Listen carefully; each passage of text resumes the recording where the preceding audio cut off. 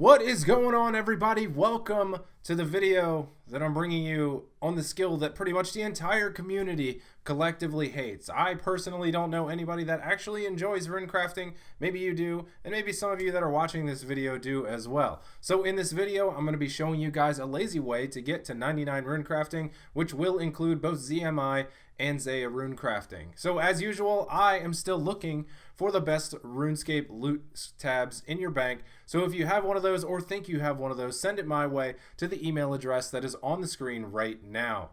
If you're looking for a PVM clan to hang out with, maybe do some events or make some new friends, you can check the information in the description below. My Discord and clan chat information is always there. And as usual, if you're looking for a specific part of this guide, you can also check the description down below for some timestamps. So let's go ahead and get going with this skill that everybody hates, Lazy Player's Guide to 99 Runecrafting.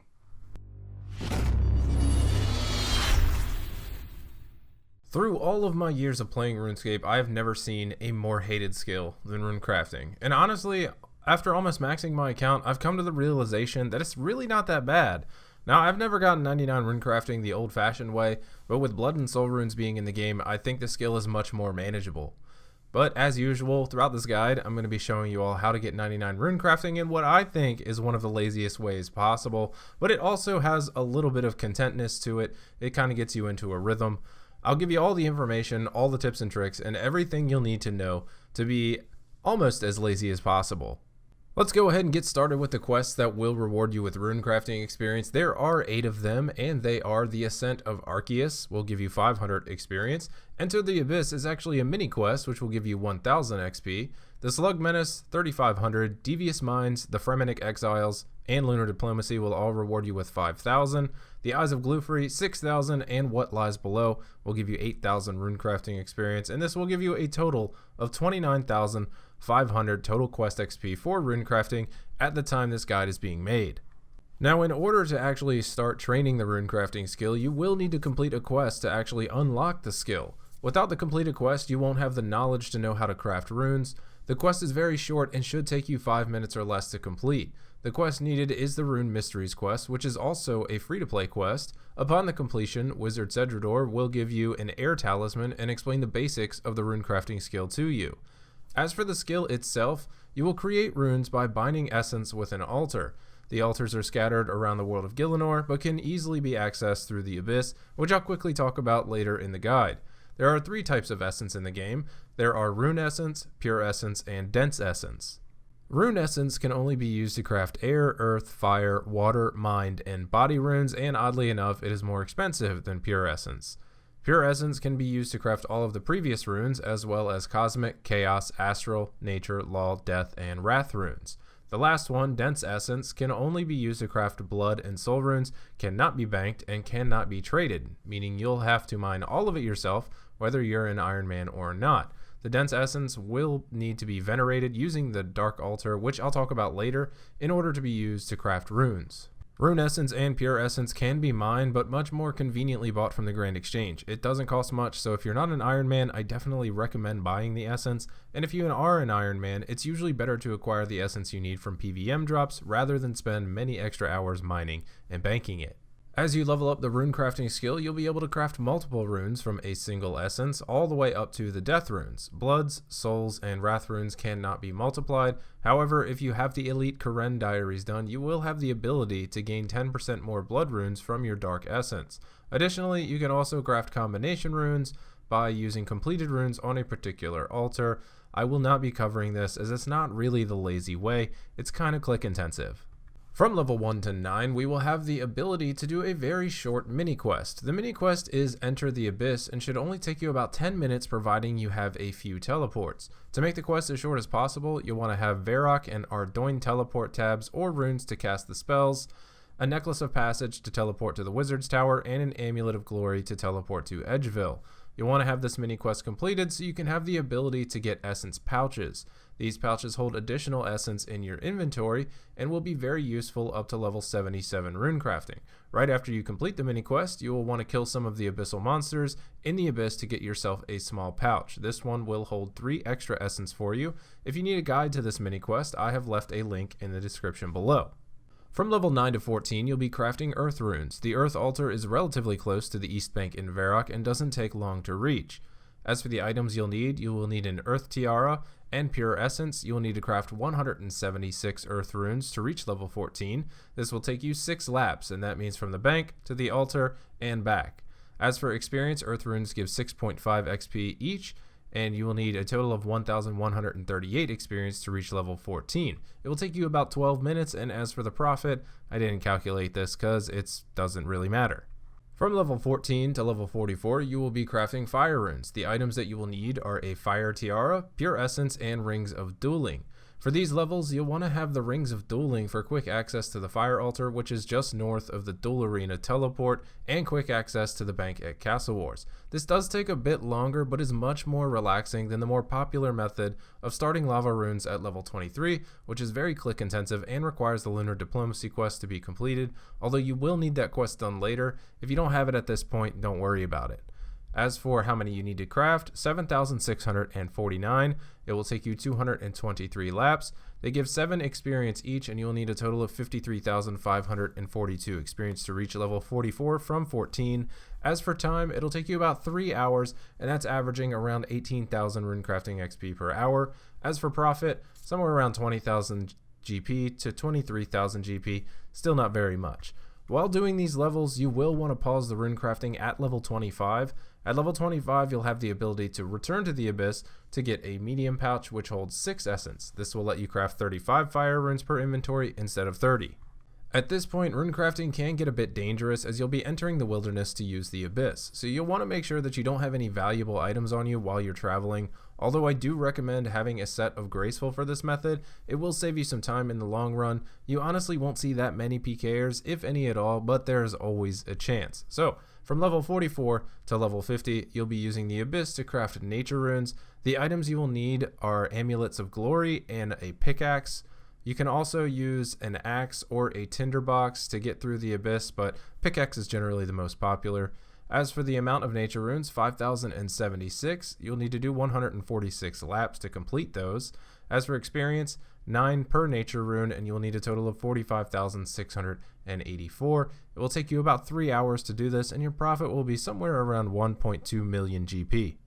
Okay, so at this point in the guide, runecrafting gets a lot lazier and a lot more my style. So at this point, we're going to be switching over to the OURANIA altar. For this method to work, you will definitely need to have the lunar diplomacy quest completed for both the OURANIA teleport as well as the NPC contact spell. In order to unlock the OURANIA spell, you'll need to head over to Lunar Isle and speak with Baba Yaga, who lives in the walking house, to be able to use the teleport. The OURANIA teleport will put you just outside of the cavern entrance where the altar is, and the NPC contact spell is used for contacting the mage within the Abyss, who will repair your rune pouches when they become degraded. I also want to add in here that if you have the Ardoin medium diaries done, you will get additional runes while runecrafting here. The OURANIA altar also grants double XP for any rune that is crafted. All runes crafted are completely random, but you'll get more of the better runes the higher your runecrafting level is. Before you get started with this method, you'll want to head back to the Abyss and kill some more abyssal creatures to grab yourself a large pouch. This will add another 9 essence to your runecrafting trips. We'll also need some specific items and a specific gear setup for this method to be viable, so I'll start off here with the gear setup, everything you need, and an explanation. First thing you'll want to have is a set of full Graceful. You'll want to be running as much as possible to cut down on the total time to our goal. In the weapon slot, you'll want to have a Dust Battle Staff, which is pretty inexpensive, and this will provide you with both earth and air runes. You'll also want to have some defensive gear, as you'll be running through some NPCs in the cave, which can do some damage. So, in the Amulet, Shield, and Ring slot, just pick up whatever you can afford for some extra defense. I've got an Amulet of Glory, Runekite Shield, and a Granite Ring, just as an example. Over in the inventory, we've got a few different things. Now, since I am 99 runecrafting, I've got all 4 rune pouches currently in my inventory. As for you, assuming you're at level 50 right now, you'll only have the small, medium, and large pouch. Once you reach level 75 runecrafting, head back over to the Abyss and grab yourself a giant pouch, which will add another 12 essence to your inventory. So you've got the 3 or 4 pouches that are filled, pure essence, and the last item you'll need is a rune pouch.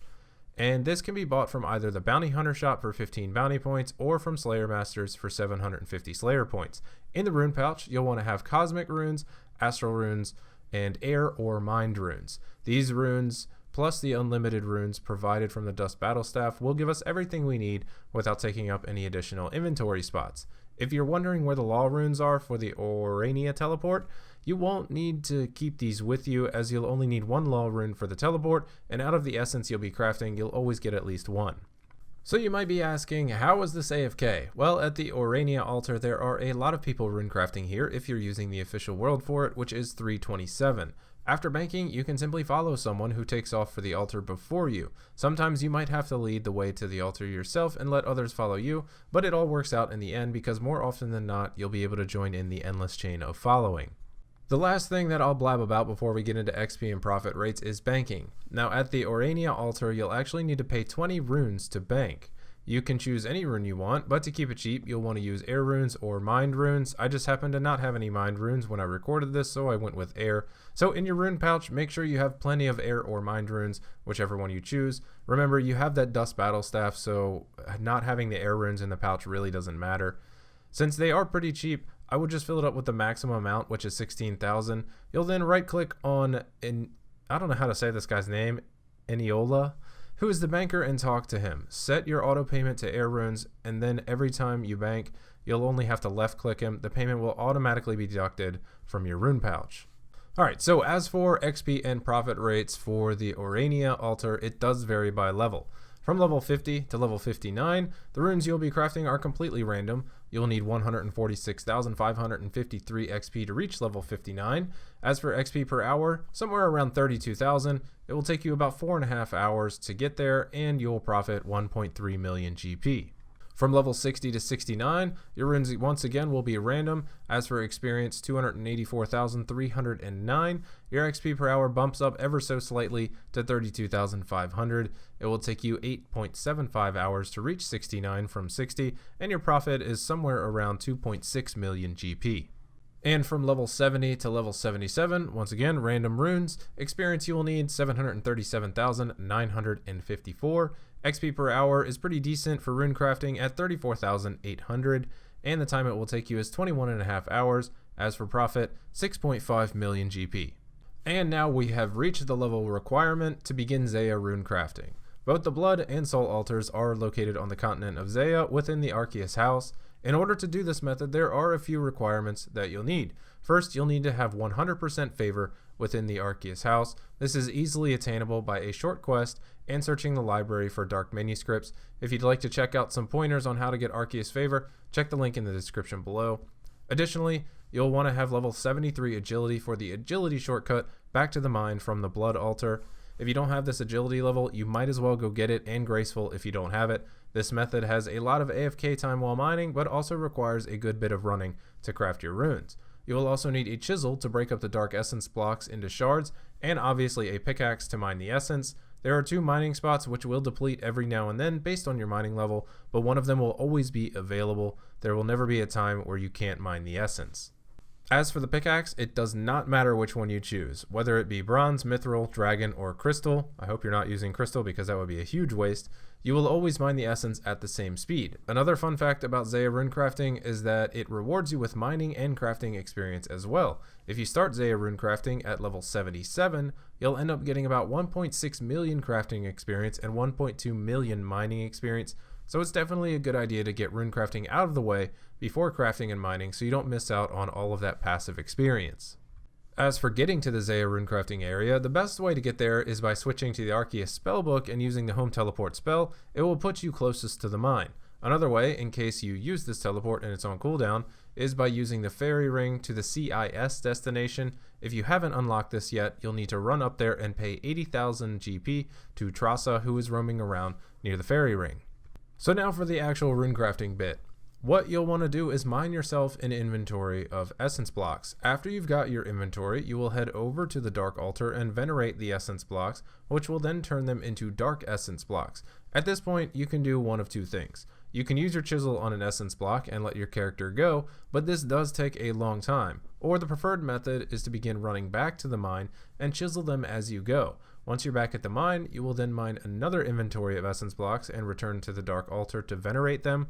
At this point, you won't be able to chisel any more essence until you craft the runes. So here we'll head to our altar of choice. Right now it's going to be the blood altar, and we'll craft the runes. After the runes are crafted, chisel the rest of the essence and craft your second load of runes. From here, return to the mine and start the process all over again. So here, I'll assume that you're going to be crafting bloods until 90, just in case you want to get this over with as fast as possible. I will also cover blood runes to 99 as well, so if you'd like to see that, there's a timestamp in the description below. So from 77 to 90, the runes crafted will be blood runes. You'll need to craft 158,475 of them. As for the experience, it's going to be 24.42 experience per blood rune, and this is including the experience you get from venerating the dark essence. For total XP, 3,870,752. Your experience per hour is going to be somewhere around 35,000, and that's if you're doing okay. Maximum is around 38,000, so I think 35,000 is a pretty realistic number. You will need to do 777 laps. As for time, somewhere between 108 and 112 hours. Total profit from 77 to 90 with blood runes is 47 to 49 million GP. So if you do want to take the long route and make the most money from Zeah Runecrafting, you'll be doing blood runes from level 77 to 99. You will need to craft 473,336 of them to get to 99 from 77. Experience remains the same, 24.42 per blood rune crafted. Total XP, 11,558,850. As for your experience per hour, still stays at 35,000. You will need to do 2,321 laps.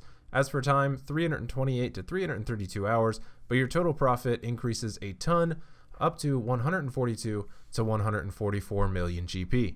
And if you didn't want to take the super long route and just switch over to soul runes at level 90, so from 90 to 99, you'll be crafting those soul runes. You will need to craft 253,107. As for experience, 30.375 per soul rune with the veneration. As for total XP, 7,688,099. You can get about 43,000 experience per hour by soul rune crafting. It is a little bit higher if you are perfect, but we're going to assume we're not perfect. Laps, 1,241 of them. As for time, 177 to 181 hours, and you will profit between 36 and 38 million GP. Alright, so I think that is going to be enough information for you guys to get going with the rune crafting skill and be on your way to 99. As for some final words, I do have a recap and some time and profit totals for you guys. If you follow this guide from level 1 to 99 by doing only blood runes once you hit level 77, you're looking at somewhere between 365 and 375 hours from level 1 to 99, but as for the profit, you'll be seeing a very nice amount, somewhere in the neighborhood of 155 million GP, so not a bad haul there. If you follow this guide from 1 to 99 by doing bloods from 77 to 90, then souls from 90 to 99, you're looking at a total time of somewhere between 325 and 335 hours. So if you're into saving time, you'll be saving about 40 hours by switching over to souls. As for the profit, it will suffer quite a bit. You'll be looking at a total profit of somewhere around 97 million GP. So whether you'd rather have the extra money or save the extra time, it is entirely up to you. Alright everybody, that is going to do it. That is going to wrap up the Lazy Player's Guide to 99 Rune Crafting. I hope that you have enjoyed this video, and I hope there might be some information in here that you have just learned that you might not have already known. So if you like this video, please leave a thumbs up down below. They really do help the video's popularity. And if you haven't done so yet, you can tap the subscribe button. It is right down there in the bottom right corner. If you have your ad blocker turned on, maybe you can consider joining this channel. It will help support my channel and always bring new content to you guys. So with that, I will see you guys on the next video. Take it easy, everybody.